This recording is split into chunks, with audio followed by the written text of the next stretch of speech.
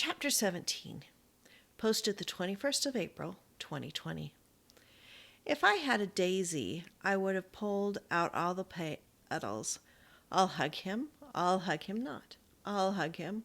So by 4:15, when it was time to go to Valley Burger, I put an extra face mask in my car along with Cowboy Bear. Cade pulled into the parking lot right behind me. The line snaked around and into the lot of the clothes store next door. Using Gretchen's hand-free phone feature, I called Cade. Do you want me to get your order? And I can just meet you up at the church? Sure. Double with cheese, no pickles, large fries, and a Sprite. He pulled out of the line. Wait, what about the gift card? Use it another day. I'll meet you up there.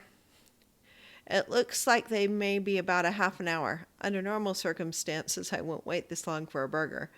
Cade's rich laughter filled my car in stereo. I'll see you up at the church. The line moved faster than I thought it would. There were a half a dozen other cars in the parking lot of the church. Cade's truck was at the far end. He stood on the grass where he'd placed 2 camp chairs about 3 yards apart. He waved and backed up to a tree. I climbed out of the car and placed his order on his chair. I did the same with my own order. I debated about what to do with the bear.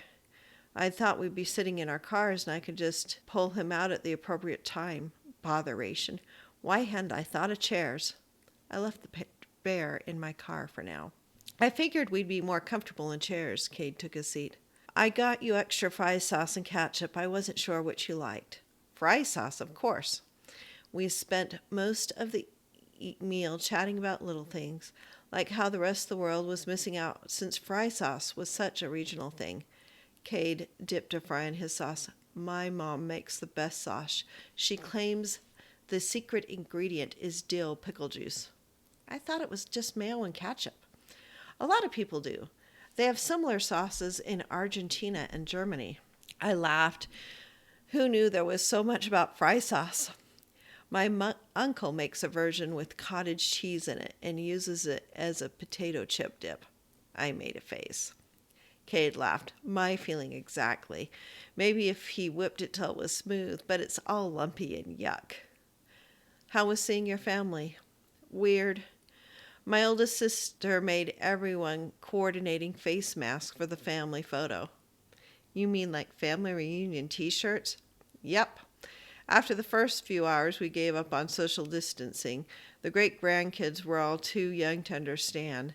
Since about half the family lives on nearby farms, they've already seen each other anyway. My mom wasn't so sure and kept wiping everything and everyone else down.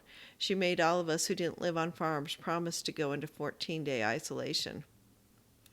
Is that why you set the chairs further than 6 feet apart? Cade nodded.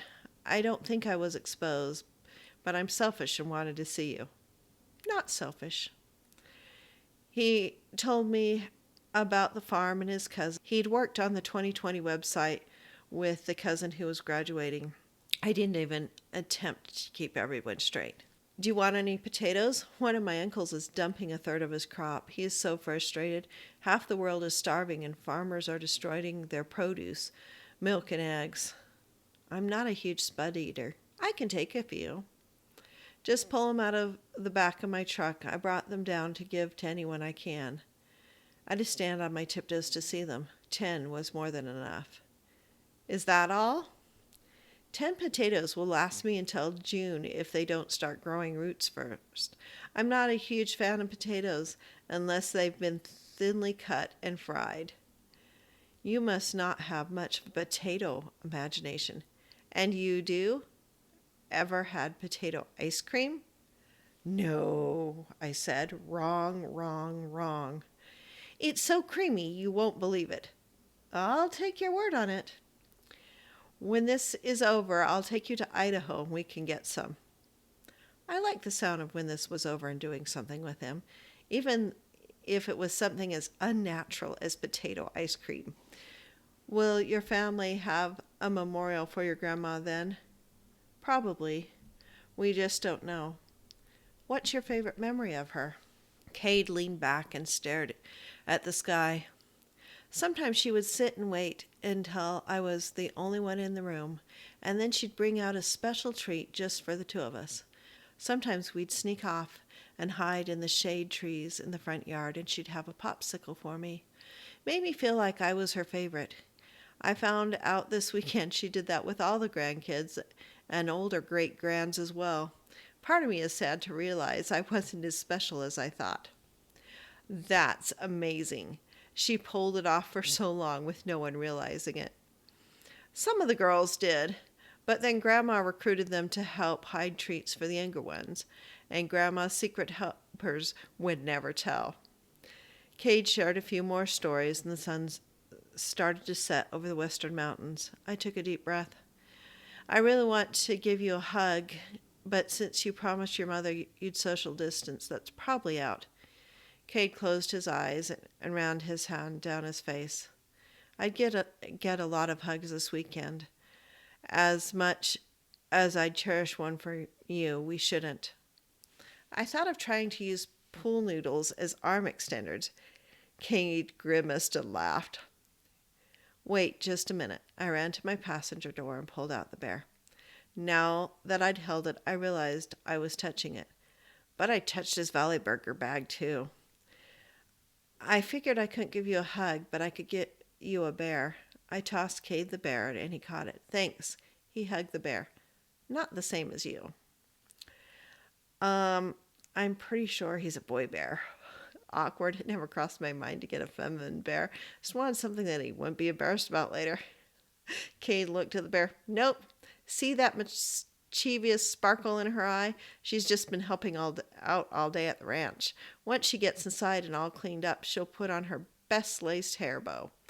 Oh, notes to self. Find a cute laced hair bow. Cade put the bear on his front seat. Thank you. I'm going to take a rain check for that hug. I folded up my camp chair and put it in the sleeve. Cade did the same with him. We waved and sent air hugs before driving away. Later, I got a text with a photo of the bear. Cade had made a bow out of teepee for her. 14 days, and I'll find a way to hug you for real, even if I need a hazmat suit. I circled May 4th on my calendar and drew a heart. End of chapter. Yes, giving a hug won the poll. I originally envisioned this chapter going this way. However, C's reasoning for her no vote swayed my thought. Apparently, essay answers have the win. May 4th, we'll have a hug to look forward to.